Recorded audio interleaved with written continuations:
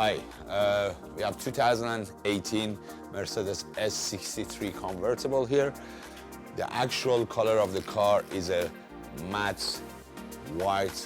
It's kind of metallic matte white. And we wrapped this car same color like 2 years ago. It belonged to one of my good friends, and he decided to go to actual matte white.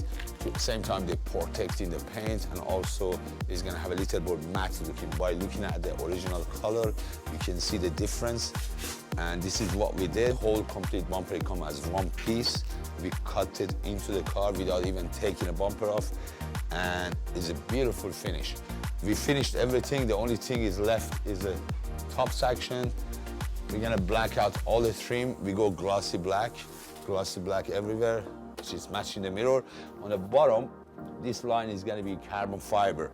And as you see on the rear bumper, it still is original color.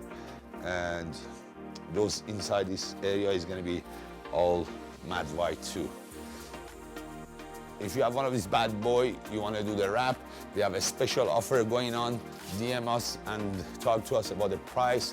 We're gonna give you crazy deals, and we're gonna warranty the work for 5 years.